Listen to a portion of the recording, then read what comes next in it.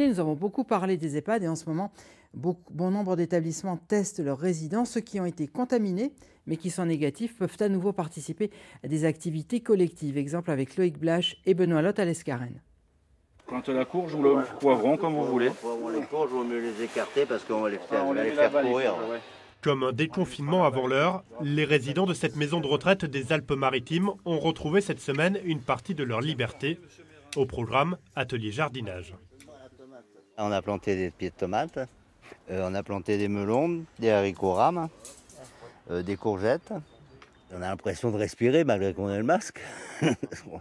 Puis on revoit du monde aussi parce que quand les gens sont confinés comme ça, on est un peu seul.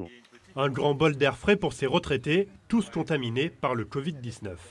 J'ai eu le virus, j'ai été un petit peu choqué tout au début, mais mes 91 ans ont survécu quand même à cette épidémie. Il faut dire que cette maison de retraite a été durement touchée par l'épidémie.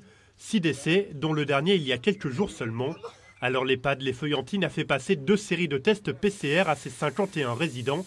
Le 11 avril dernier, 41 ont été diagnostiqués positifs, dont les personnes décédées. 15 jours plus tard, 31 d'entre eux sont devenus négatifs. Ce sont ces résidents qui peuvent désormais ressortir. Ils n'ont plus de traces de la maladie, ils sont donc guéris. Et aujourd'hui, nous procédons à des tests sérologiques pour les salariés et on le fait aussi pour les résidents, pas tous, parce que bon, il n'y a pas une utilité de le faire pour tout le monde, mais on le fait pour quasiment la moitié, de manière à avoir, au-delà de la disparition de la maladie, savoir s'ils ont bien, malgré leur grand âge et leurs pathologies diverses et variées, savoir s'ils ont bien développé des anticorps.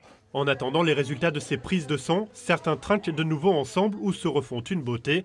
Seuls les résidents qui sont toujours positifs et ceux qui ne l'ont jamais été doivent rester confinés dans leur chambre.